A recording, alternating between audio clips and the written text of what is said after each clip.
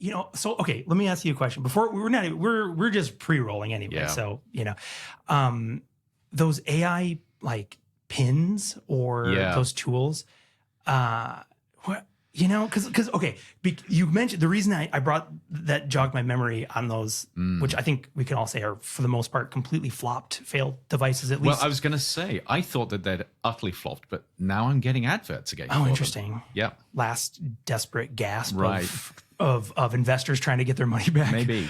Anyway, but when you have this conversation, there is this moment of like, oh, that would be nice to have something capturing those moments, those serendipitous moments where you're like, dang, that was amazing that I said that, or somebody else said it, but I can't remember it. But like, my skin crawls thinking about having that quantified. Right. Plus the fact, who has the time to go back? It's like these people that wear a GoPro all the time. I mean, when do they ever go back and look at their footage? And we know this from decades of vacation photos and slides and all the people walking around a tourist trap with their video camera. And I'm like, who's actually going back? I mean, it's nice to... Well, it's all training data these days. It is. Well, that's the thing, right? It's like, we're not going to go back and look at it, but the AI is going to do it. And they're going to get all kinds of data and information. We're just going to get a whole generation of AIs trained on really bad vacation photos. That's okay though. Better than them than us. Right. I suppose.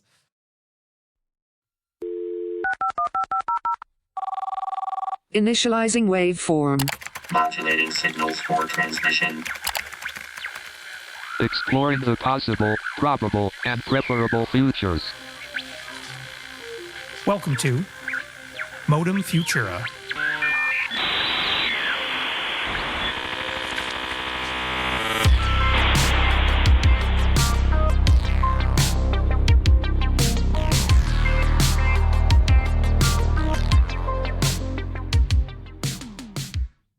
Well, what do you say? We should kick this episode off. I think we absolutely should. I think we already have. Yep. But anyways, yes. So this is Modem Futura. So welcome, Andrew. Welcome, Sean. Yeah, this is exciting. I think I was thinking about again when we were starting this podcast episode off. I'm like, okay, episode 1. How do we start this? How do we start this tale? How are we going to start with a bang so everybody is desperate to carry on listening? That's right. Well, if they've stuck around this far, I think we're in good shape. We're in good shape. But so I there's so much that we cover. There's so much that's happening in this space, which is equal parts terribly exciting. Mm-hmm. But also, I was like, we can't. There's no way to set this up in a way where we kind of ease into it. So we just need to just jump in. And so I think, as we think about Modem Futura, right, this is a production coming out of the Future of Being Human initiative at Arizona State University, where Andrew and I are faculty. But really thinking about like the purpose of the show, right, is not only sort of highlighting and bringing into the public a lot of the work that we do, that our colleagues are doing, but also really genuinely engaging with this idea of exploring. I'm going to rip off some of Wendell Bell's quotes here about the purpose of future studies, and we're going to repurpose it to Modem Futura, is that we're really around exploring and examining and proposing, and maybe we can even invent some of these things, possible, probable, and preferable futures. Right. And I would actually go one step further than that and say it's about using that to enable people not only to imagine those futures, but also imagine pathways between where they are at the moment and those futures so that they can actually be part of co-creating what comes after today and tomorrow. That's it. And I think, because, you just hit on a question that I hadn't even thought about bringing up today, but I think there's this really deep, rich question around who owns the future.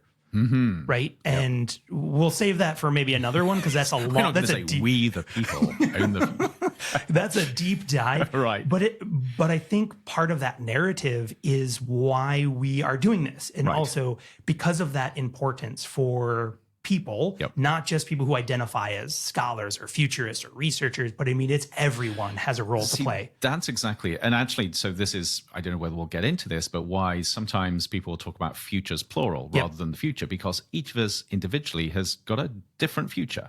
And the question is, how do we sort of marry those individual futures with the bigger future that we're creating together? Yeah, absolutely. That's the, to foreshadow for future episodes too, I think we'll spend some time really digging into future studies in terms of what it is and how do we and things that we can apply from it in our everyday lives even. But that's when I give talks or anytime there's like the intentionality of the plurality of the word future, right? With that intent, right? That the future itself is unknowable, but we all have a capability to shape what it is and what do we want? What do we want to stay away from? Right. And then thinking critically and strategically at times about how do we get there? How do we stay away from there? If, right.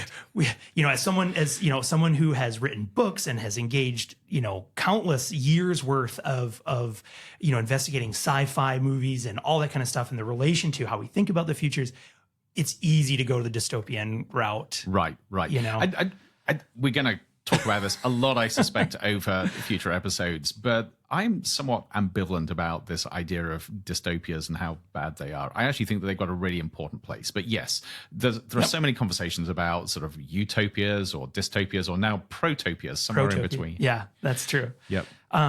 So let's set the stage a little bit for people, especially for new listeners who don't know us, don't know Future of Being Human.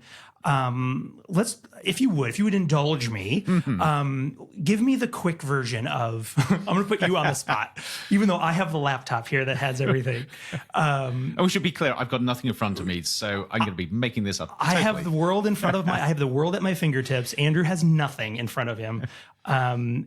What is the Future of Being Human initiative? Yeah. So, it actually has its origins very selfishly in me being desperate for catalytic conversations with people about how they see the world, how they imagine the future, and some of the really weird, exciting, incredible, and sometimes disturbing things that are happening.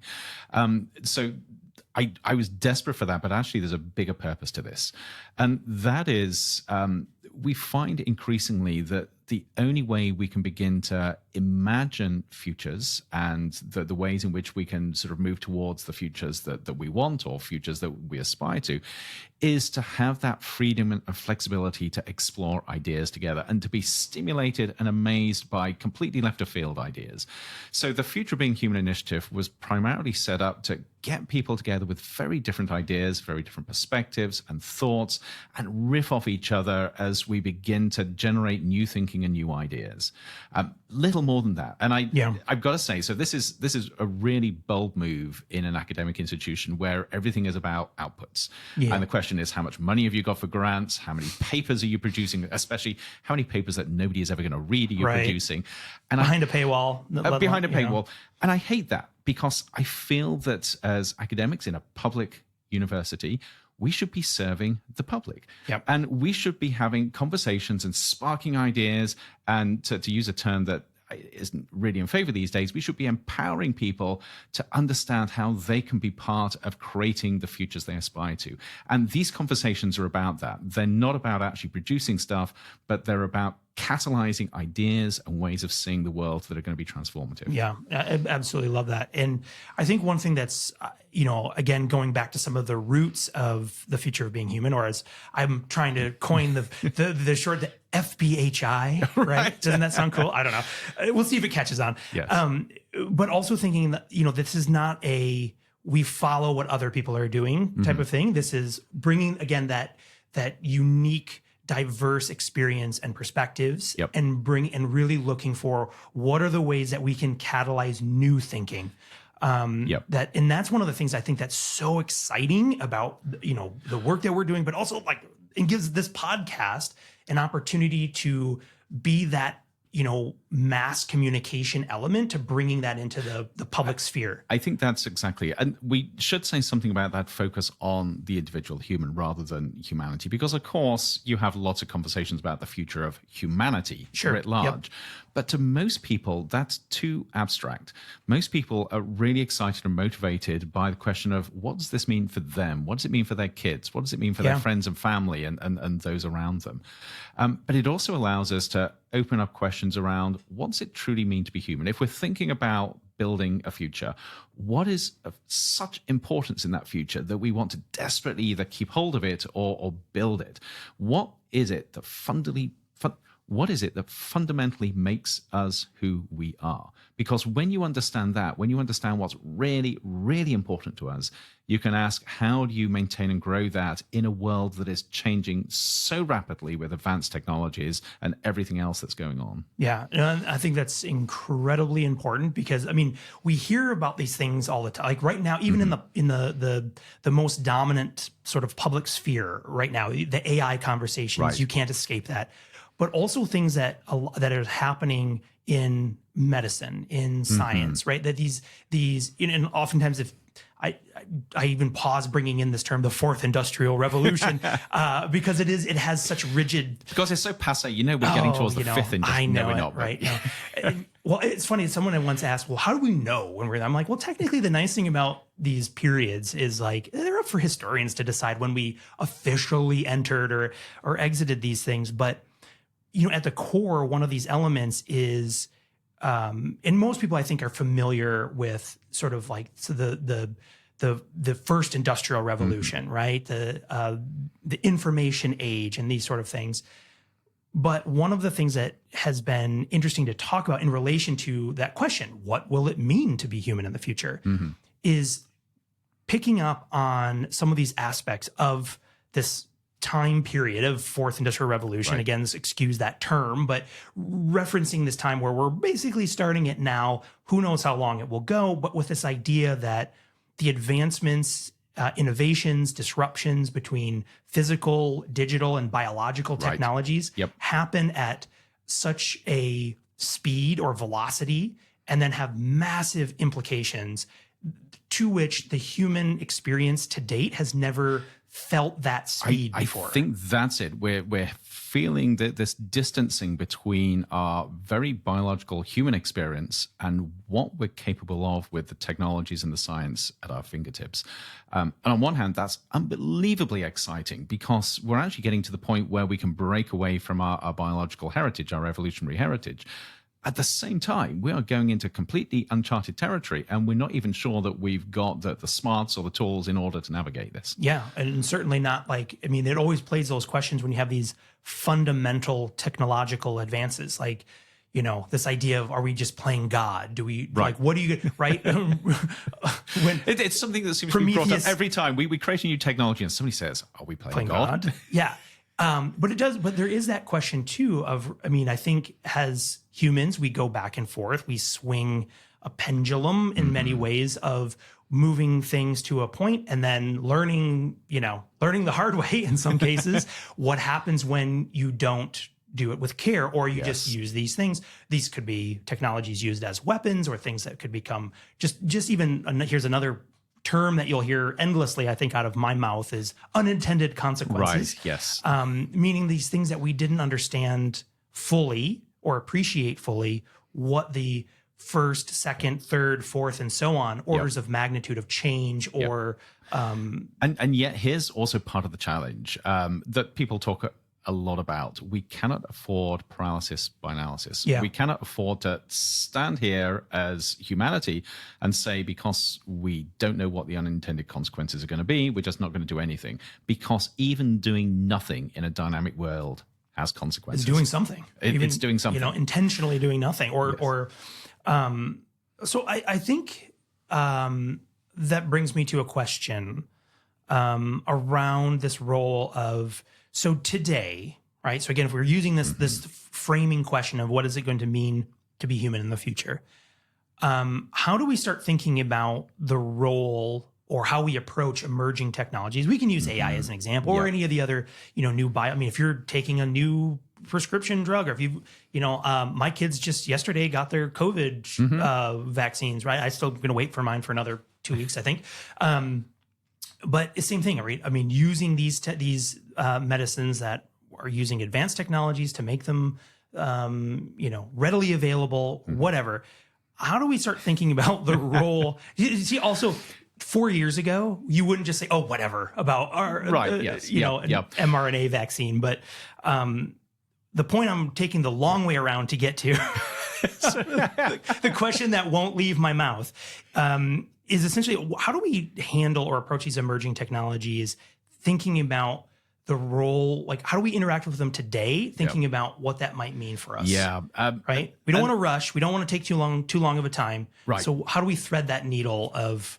So I think part of the answer is there are no simple answers here. And I feel bad saying that. As an expert in this field, I feel as if I should have answers. But the more I learn, the more I realize there are no easy pathways forward. But I think there are some things that we really need to think carefully about here. One is this idea that, so I'm sure a lot of people would disagree with this. I think technology innovation is inevitable, or innovation generally is inevitable. It's just part of our genetic heritage. Yeah. It's what we do as humans. Yeah. We see a problem, we use our brains to work out how to solve it, and that leads to innovation. So you can't stop innovation. The only way to stop innovation is to stop being human, which actually brings us back to what it means to be human. So that means when you get to advanced technologies, you can't say, let's decide whether to go forward or not. All you can say is, how do we steer this innovation into a direction which is going to be better for humanity rather than worse? That is a really important framing, because it means that now we can begin to ask about what we see emerging. How can we ensure it gets us to a point as humanity where we are in a better place? And that fundamentally comes down to what is it we value as humans? What makes us human? And how can we use these technologies to enhance what makes us human? So that, to me, is a really important starting point. Of course, then all the really difficult heavy lifting is how you actually do that in a really, really complex society. But not only that, as a society where there are so many constraints on what we can do, that it makes that pathway forward incredibly convoluted. Yeah, no, absolutely. If only a unit like ours would have these guiding principles on how we think about these sort of things. What a novel idea. Someone should have written those down. Right. And so I think I want to jump into some of those guiding principles, because I think those also are really good frameworks to try in thinking about, again, because there is a daunting level. And if you do futures work, if you talk to groups or organizations and start talking to them about, even specific things, which we're not going to talk about today, but things like, foresight and all these methodologies and whatnot. One of the biggest challenges is to get people to think about time. Yes. And also how to sort of mentally untangle so much of what you just had mentioned, right? This complexity of it. It's not an easy way to move forward with a lot of these things. And each thing can be so nuanced and be in some ways either the catalyst or the output of so many chain reactions of things that if this happens, then there's a probability this could happen, and then so on and so on and so on. And there's these orders of change that can sort of unfold. And, I think also kind of around the same idea was this line. I use it all the time when you're like, what does a futurist do? Or what do you do, Sean? What does it's like, well, the first thing you don't do is predict the future. Right. I think at one point I had said I stopped using the line, but I was saying, predicting the future is a role for, like snake oil salesmen and, things like that. But, what you don't do is predict the future, but really that using these tools, using these things, as we've talked about before, how do you using techniques to get where you want or stay away from existential situations. Right, what you really don't want. Right. Yes. Yep. Is you're really preparing for uncertainty and you're learning how to handle uncertainty in a way that doesn't induce panic or any sort of like short-sighted, Right. I would also add to that agility, that ability to move fast and intentionally when things don't turn out as you expect. Yep. And that's one of the big sort of strategic skill sets to learn, is how to constantly be evaluating and thinking about these possibilities so that if they do arise, we can rewind the clock to 2019 and all of a sudden there's this noise about this virus that's growing, these global pandemics that for a long time have been in many, many slide decks over these different things to prepare for, massive categories of black swan events and uncertain things. Global pandemics were always one of them. Right. Yep. And then we had one. Yes. And we were blindsided. It's rather shocking. Yes. I know. But those are one of those opportunities where like those things do happen, and you can do lots of case studies on people who have done well or done poorly over these things. But having that agility to have the ability to react to when one of these uncertain elements sort of unfolds. What does that mean? And that could be across sectors, right? We'll talk, you'll hear other terminology later around things like mega trends, but there are these categories. So if some innovation or something happens in, let's say, a geopolitical state or in education or in finance, that these all have, nothing is in isolation. All these things are connected. Everything is intertwined. Yes. Yeah. But actually, and I'm getting back to your original question about how we think about this, that intertwining is just critically important. Yeah. You can't isolate things. You can't isolate sectors. You can't isolate trends. You can't isolate what you call an emerging technology versus not an emerging technology. Right. You can't isolate that from social sort of advances and trends. You can't isolate it from the fact that we're living on an enclosed system, in an enclosed system on planet Earth, and we are making a real mess of that, pushing things towards sort of boundaries and tipping points. Yeah, very true. Very true. So let's talk a little bit about our guiding principles. Yes. I have them written down here. Good, because even though I wrote them, I can't remember I them. feel like I want to turn this into some kind of weird game show, but I'm not going to do that. Tell me principle number 3. Yes. Pop quiz, Andrew. So I'll read them all. Yep. And then this will be the game. I'll read them all, and you pick the one you want to talk about first. Okay. So our guiding principles. So things like, and again, this is around what is needed to tackle these kind of questions. Like, what does it need? What is it going to be human in the future? Obsessive curiosity. Love that. Radical creativity. Respectful inclusivity. Grounded exuberance. And catalytic serendipity. Yeah. Let's start What's with your favorite?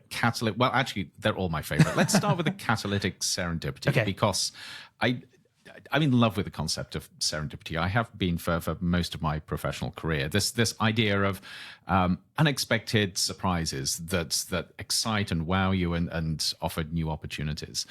And to me, it's hard to emphasize how important this is, simply because if you're in a world which is changing rapidly, and you have no ability to spark new ideas and new insights, new ways of thinking, how are you going to move forward? And we can talk formally about innovation and invention, but there's got to be some fuel to that.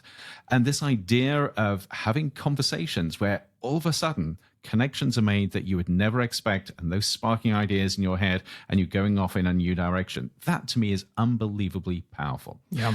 So that's also where the catalyst of that comes in. So it's not just sort of the delight of new ideas, but it's how that leads to new actions. But there's one part of that is really important to me and really personal. We have sometimes this attitude that only the educated, only the experts can be part of these conversations. Right. And I think it's such a dangerous thing, because in my experience, everybody that I meet, everybody that I have conversations with, irrespective of who they are, where they come from, how old they are, what their educational levels are, what their socioeconomic status is, they have the ability to really sort of catalyze and serendipitously stimulate sort of delight and awe and wonder and intrigue in my mind. Yeah. And it's that idea that everybody, when you bring them together with others, has this ability to spark new ideas and new ways of thinking, especially when it comes to the future and what's important to every single one of us. So that's why I love that principle, this idea of being open to those sort of conversations. Yeah, 100%.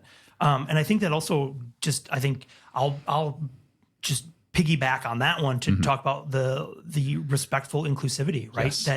And that also takes specific aim at some of these broader critiques of traditional futures focused work, or you can extend that to just, higher education or what that. Far too often it is a global north perspective, right? So it's pushing the values, the perspectives of very influential, powerful, or even dominant viewpoints and cultures and people, but that is no representation of this entirety, right? Yes. So really being thoughtful and mindful about this inclusivity of sharing that, especially, I mean, there's, again, you'll hear some of these terms kicked around in different camps of futures work and things like that, of protecting vulnerable populations.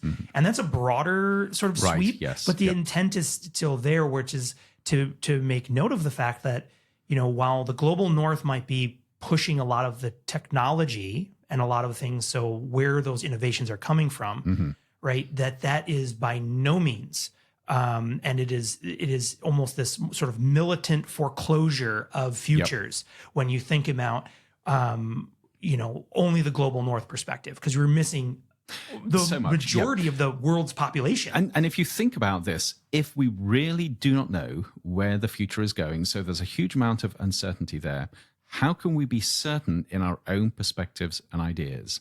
And the only way to deal with uncertainty is to have the humility to realize that you don't know everything. You don't have all the right perspectives.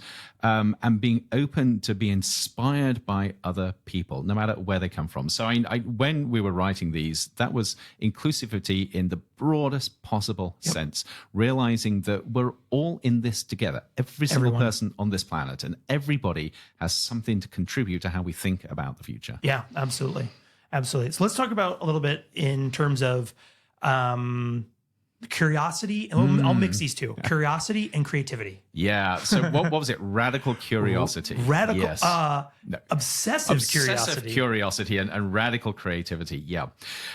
So I've got to be honest here and say this was very, very self-indulgent as well, because there's nothing I like more than being part of a very informal, relaxed group of people and just having the conversation spurred on by curiosity, obsessive curiosity, asking what if this, what if that, what if everything we thought about the world isn't true? What if we're living in a simulation? What if gravity doesn't work the way we think it does? And that to me is, number one, it's intellectually exciting. And it's just exciting anyway. So I've got to say something about that, because I know that many people listening, and certainly many of my colleagues, will say, you're just indulging yourself, sort of having interesting, exciting conversations. No value in it at all, other than it sort of making you feel good. I fundamentally disagree. Same. Because I think when we have those sort of conversations where, as a human being, we're excited and we're awed and we're filled with wonder and we're filled with possibilities, that's what changes the way we think, the way we see the world, the way we see others, and the ways we act. So this idea about things being driven by curiosity is incredibly important. It's incredibly important. And I think it's a lost art. I think people sort of damp it down so much that they don't see those possibilities. But then you get to creativity, which can be interpreted in so many different ways. But the two go together, because if you're just curious and do nothing about it, where does that lead you? Yeah, But if you use that to stimulate sort of very different ways of thinking and building stuff and doing stuff, that becomes powerful. And again, with creativity, you can talk about sort of intentional creativity, but even just play, even just randomly trying different things, quite often leads to profound insights. Yep. And back to those serendipitous moments. That's exactly. You have to set yourself up for. And I think one of the pieces to this idea of curiosity resonates very deeply with me as well. Same thing. Those kind of those questions are so fun to grapple with. Right. I mean, even you start to get in these, and you've been subject to these sort of philosophical wanderings that I get into as well. But I mean, things like even taking something like Theseus's ship.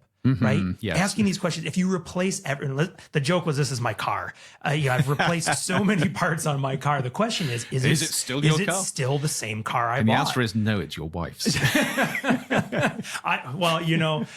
We won't go into how much things I think are mine that are not mine. So that kind of comes back to this idea as well of thinking about, so in the last couple of years, I've come to this discovery as well around we can categorize curiosity into two buckets. So we take the broadest cleaver and just you fall in one group or the other. Okay. And that was this idea of discovery curiosity versus deprivation curiosity. Tell me about deprivation curiosity. So it's not as bad as it sounds. right. I'm getting worried now. Yeah, it's kind of one of those fun terms where you put it on a slide or something. People are like, "Oh dear." Yep.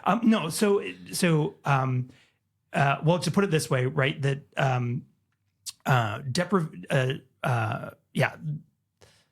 I just lost all my entire train of thought. Deprivation curiosity. There we go. You're being deprived of something here. Geez, my goodness. It's working. What happened? Where am I?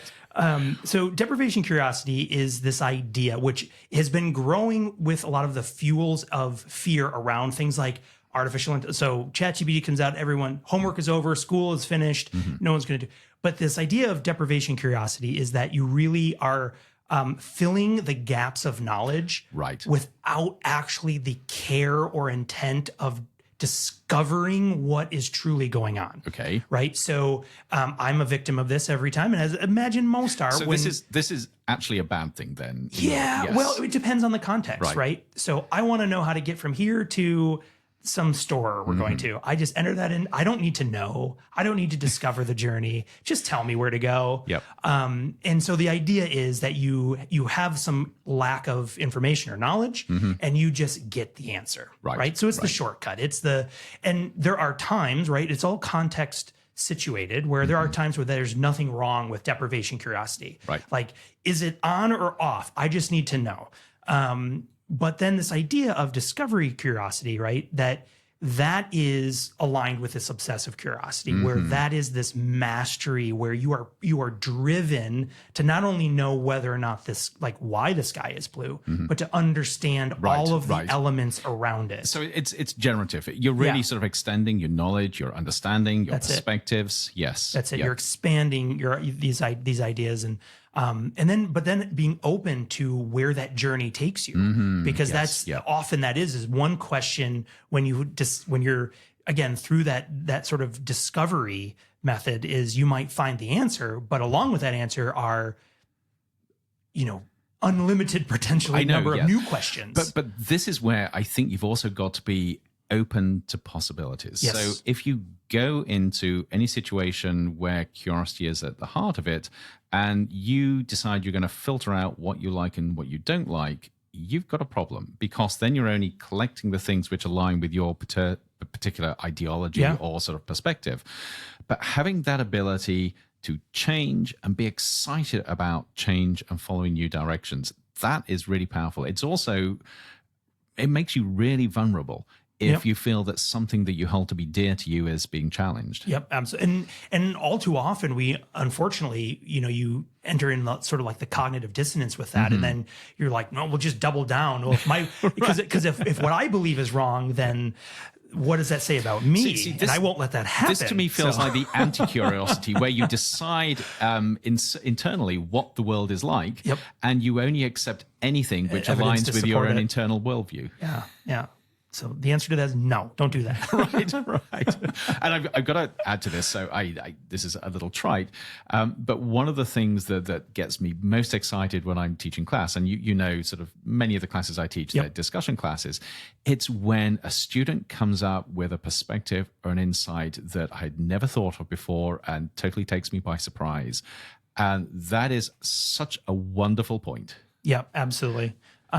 And I think we can round off our principles here with the same idea of the grounded exuberance. Yes. Right. Yes. That like this idea of freely and joyfully exploring the fantastical, but knowing, right, there are limits, there are boundaries in places, but how to navigate those in a context or a setting, class or wherever, podcast. So the exuberance is so important to me, and it actually gets this idea of awe and wonder as well. And it's not losing sight of the fact that we as individuals are amazing, incredible, unbelievable. We're living on a world which is equally just awe-inspiring within a community, which is just amazing. And we're discovering things that just blow your mind. I mean, it is I can't even express, other than that exuberance, just how incredible the world is and the futures that we're developing. I seriously believe we cannot afford to let go of that. Of course, there are incredibly serious things that we have to navigate through, but we can't divorce the seriousness from the exuberance that we have in terms of who we are and what we can achieve. Yeah, no, it's incredibly. I mean, that's a piece that I'm often reminded is just the how beautiful the complexity of everything is, but yet also how fragile. Yep. You know. And who was it? I can't remember whether it was you or somebody else. I was having this conversation If it was good, it was me. Right. I'm just putting that out there. Somebody sort of pointing out that we are this incredible thing where we are this super intelligent machine that you fuel with ham sandwiches. Yeah. I mean, how crazy is that? Yeah. Or whatever you want to put in place of the ham sandwich. You are what you eat, right? Right, so right. Choose good calories. Right. No, it's incredible. And I think one fact, I feel like I've heard this many times.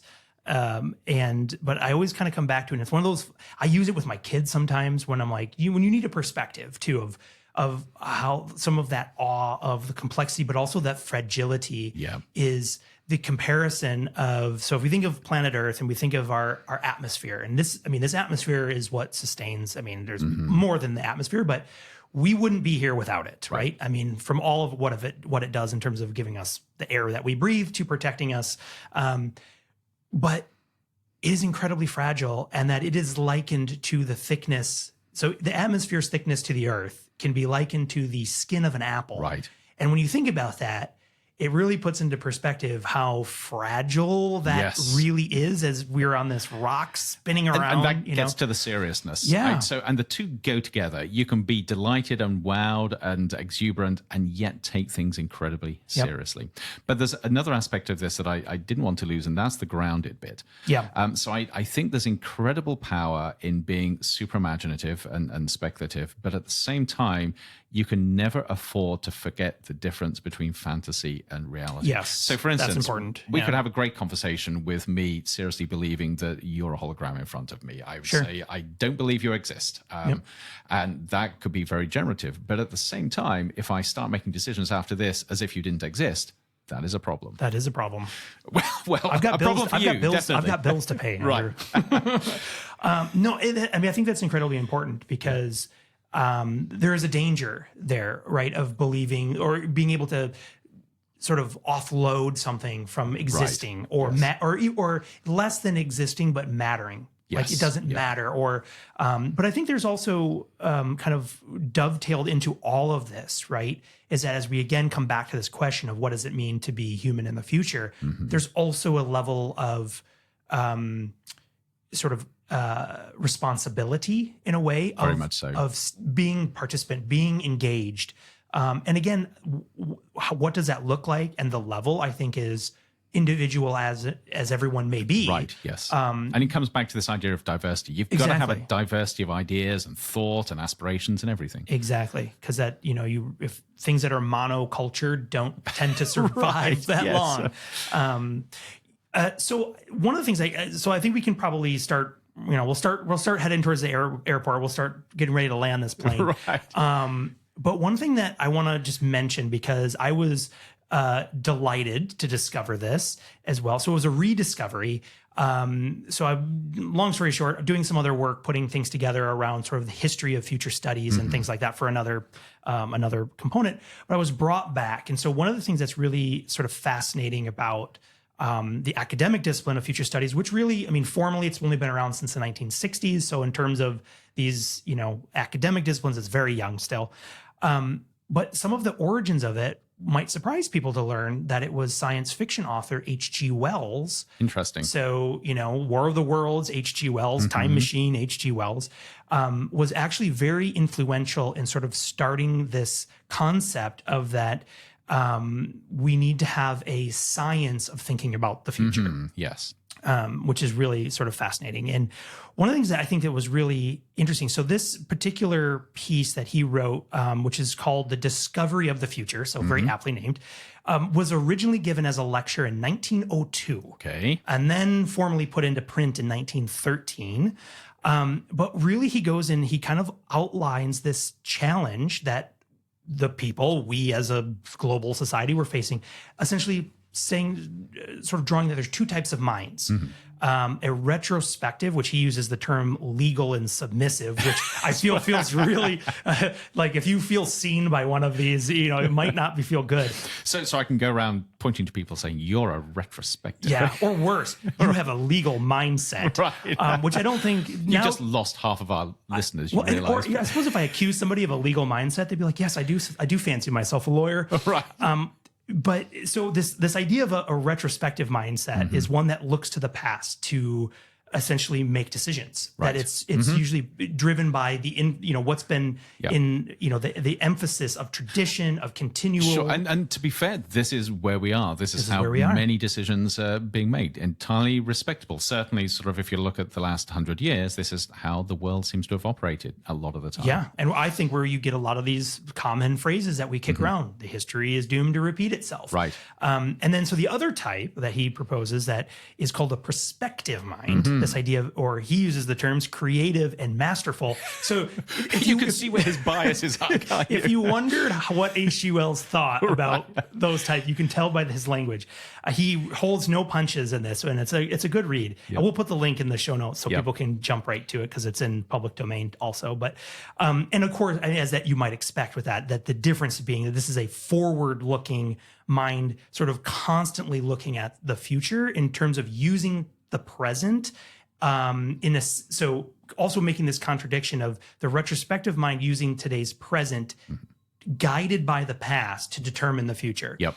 The prospective mind is sort of the opposite of using today, but using sort of this, what we call now in today's sort of futures language is backcasting, but thinking, well, what do we want our future to be? And let's just use that historical perspective upside down. Right. So how do we get where we want to go? Using today, the present as a stepping stone to where we want to go, as opposed to this idea. But 1902. Yeah, that's pretty amazing. Sort of calling that out. Yeah. So actually what I love about this, and I haven't read the piece yet, is this is one of the things I talk about a lot in my work, this idea that we're at a technological tipping point in society where everything we've learned over the last 50 to 100 years in terms of navigating the future doesn't actually work. The rules have changed. Yes, you can learn from the past, but you've got to create that mindset of thinking, how do we do things differently in order to navigate the futures that are evolving?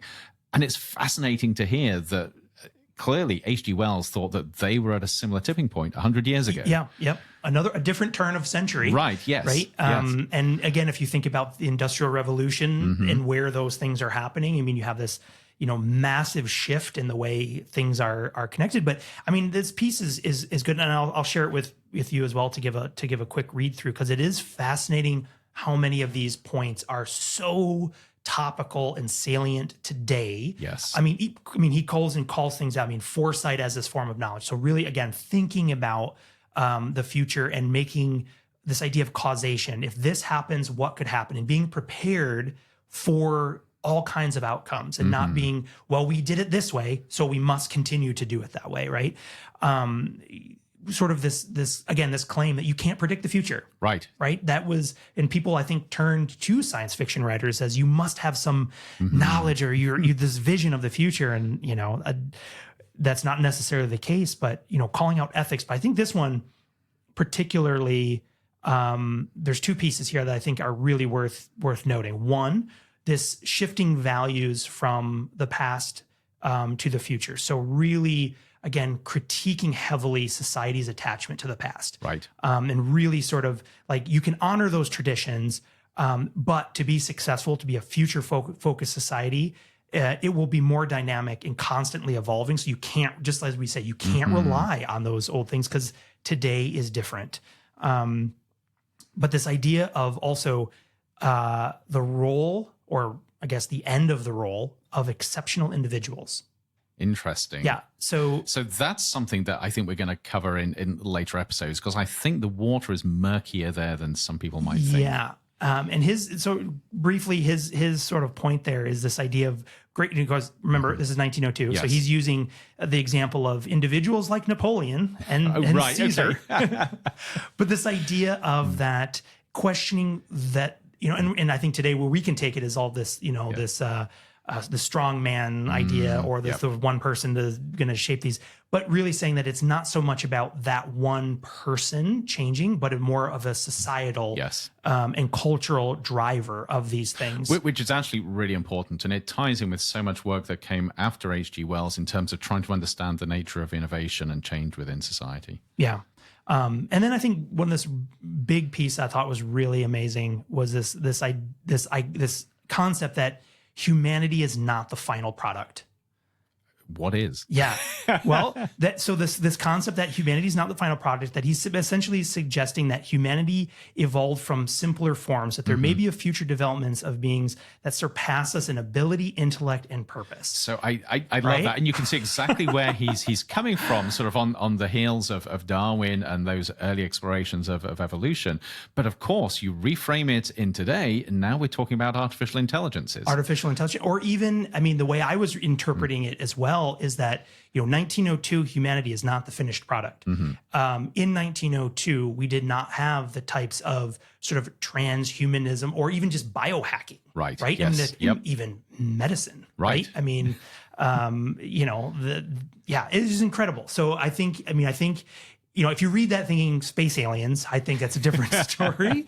But I think if you think about it in the sense that the present humanity of today is not the finished version of us, right? That we still have so much more to go. It's incredible stuff. So well over 100 years ago. That's pretty amazing. Yes. Yeah. And still, if you took change some references or run it through ChatGPT and say, like, remove all the old timey language. It looks modern. Yeah. Very interesting. You could reskin this thing as So in other words, if H.G. Wells was around today, he, I'm sure, will be a proponent of what we're doing through the future of being human. And he would almost definitely be part of these communities where we're having these serendipitous conversations, absolutely, driven by curiosity. I think he would definitely be a subscriber to Modem Futura. Oh, absolutely. Yes. And you should be too. Well, if you're listening to this, maybe you already are. So we appreciate that. But so I don't know. I think we should probably call it. I think that's a good place to dismount. I think, that was a really interesting, meandering conversation, but touched on so many really intriguing and critical things. And I think even the conversation encapsulates what we are doing here. Absolutely. That this will be a fun ride. And so I think so from myself, from Sean and from me, Andrew, we thank you for joining us. And we hope to see you on the next episode of Modem Futura. We'll see you there. Demodulating signal. Modem Futura is a production of the Future of Being Human initiative at Arizona State University. Be sure to subscribe on Apple Podcasts, Spotify, or wherever you listen to your favorite shows. To learn more about the Future of Being Human initiative and all of our other projects, please visit us on the web at futureofbeinghuman.asu.edu. End transmission.